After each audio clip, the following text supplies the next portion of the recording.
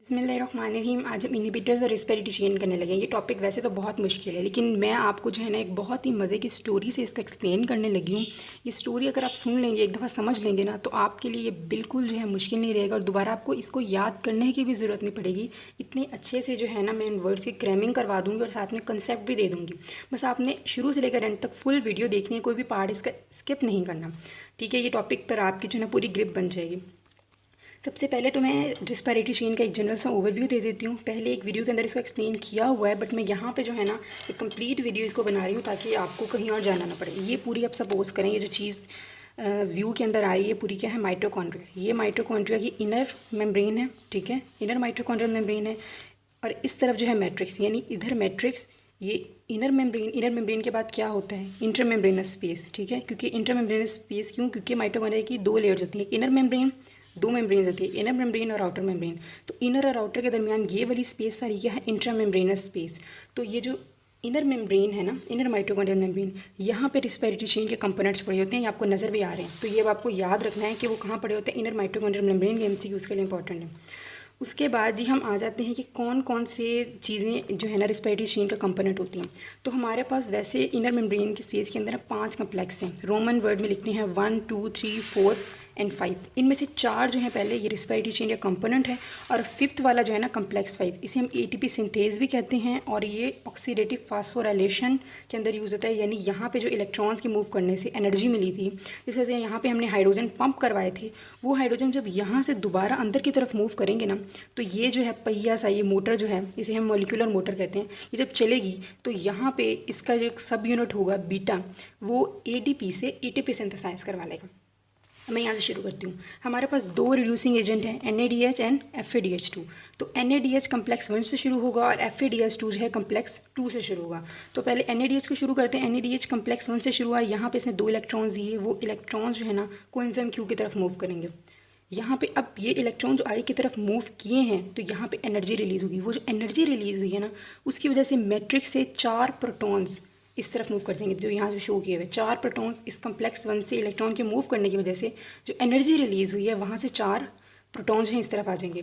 उसके बाद FADH2 जो है वो कम्प्लेक्स 2 को देता है, लेकिन जब ये इलेक्ट्रॉन को आगे मूव कराता है, इसकी इतनी ताकत नहीं होती कि इतनी एनर्जी रिलीज़ ही नहीं होती, क्योंकि एनर्जी लेवल का इतना डिफरेंस नहीं है। देखें यहाँ पे कितना डिफरेंस है और यहाँ पे कितना कम डिफरेंस है, जिसकी वजह से यहाँ पे कोई प्रोटॉन जो है ना पंप नहीं होंगे। तो ये चीज़ भी जो है MCQ उसके लिए इंपॉर्टेंट है कि यहाँ पे कोई इतनी एनर्जी रिलीज़ नहीं होती, जिसकी वजह से प्रोटॉन की पंपिंग नहीं होगी। उसके बाद कोएंजाइम Q से इलेक्ट्रॉन जो है कम्प्लेक्स 3 की तरफ, ये भी याद रखना कि सिर्फ कम्प्लेक्सेस जो है ना वही प्रोटॉन को मूव करेंगे, और उनमें से भी कम्प्लेक्स 2 नहीं कर सकता क्योंकि उसकी इतनी एबिलिटी नहीं होती। कम्प्लेक्स 3 से जो है साइटोक्रोम C, ये अलग से कम्प्लेक्स से अलग होते हैं, यानी कम्प्लेक्स का पार्ट नहीं होते ये साइटोक्रोम। वैसे बाकी जो साइटोक्रोम है ना वो इन कम्प्लेक्सेस के अंदर पड़े होते हैं, लेकिन ये मूवेबल साइटोक्रोम है। ये जो है कम्प्लेक्स 3 से कम्प्लेक्स 5, तो साइटोक्रोम से कम्प्लेक्स 5 की तरफ इलेक्ट्रॉन आएंगे, तो यहाँ कम्प्लेक्स 3 जो है वो भी 4 प्रोटॉन्स को पंप करेगा। और कम्प्लेक्स 5 से जब ऑक्सीजन इनको रिसीव करेगी, तो यहाँ पर भी 2 प्रोटॉन्स आ जाएंगे। तो अगर हम NADH के लिए देखें तो कितने हमें मिलते हैं, 4 और 4 और 2 कितने हो गए हमारे पास, 10, यानी कि टोटल 10 प्रोटॉन्स पंप हुए हैं। किसके लिए, NADH से हमारे पास कितने, 10 प्रोटॉन्स पंप होते हैं। और अगर हम FADH के लिए करें तो वो यहाँ से शुरू हो रहे हैं, यहाँ पे तो कोई जो प्रोटॉन है पंप नहीं हुए। उसके बाद कम्प्लेक्स 3 से 4, और कम्प्लेक्स 3 से 4 हो गए, और कम्प्लेक्स 4 से कितने हो गए, 2 हो गए। तो 4 एंड 6 कितने हो गए, 4 और 2 कितने हो गए, 6 हो गए टोटल, FADH2। तो यहाँ पे 6 प्रोटॉन पंप होते हैं, सही है। जिस समझ में आपको आ गई, 4 प्रोटॉन के मूव करने से एक ATP बनता है। और वो ATP किस तरह से बनेगा, यहाँ पे जो प्रोटॉन आए हैं ना, ये सारे प्रोटॉन ये मूव करेंगे कम्प्लेक्स 5 से, जो मैंने आपको बताया था ऑक्सीडेटिव फास्फोराइलेशन कराता है। जब ये यहाँ से मूव करेंगे तो ये मोटर जो है ना ये घूमेगी, ये मोटर की तरह होती है, ये यूँ घूमती है, ये घूमेगी, तो यहाँ पे चेंज आएगी, कन्फर्मेशनल चेंज आएगा, जिसकी वजह से ये ADP से क्या बना देता है, ATP।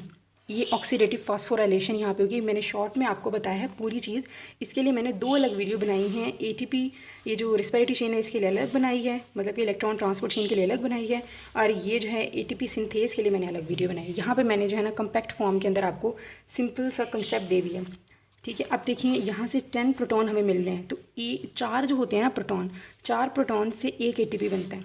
तो यहाँ पर हमारे पास कितनी है, एक 4 से एक ATP बन गया, दूसरे 4 से कितना, एक ATP बन गया, और यहाँ पे जो 2 हो गया ना, उससे क्या बनेगा, हाफ ATP बनेगा।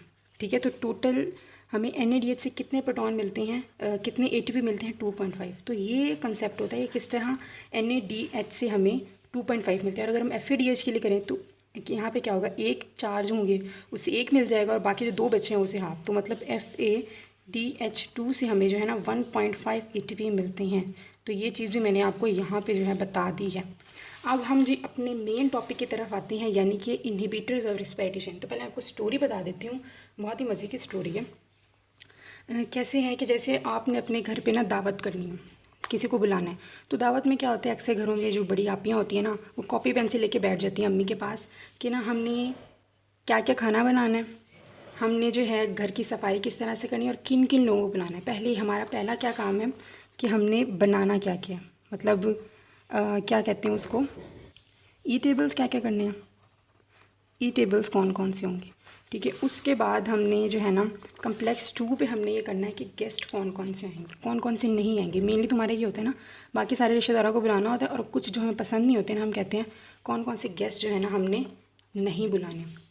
उसके बाद थर्ड जो हमारा काम होता है, हम कहते हैं कि हमने अपने घर की सफाई किस तरह से करनी है। तो यहाँ पे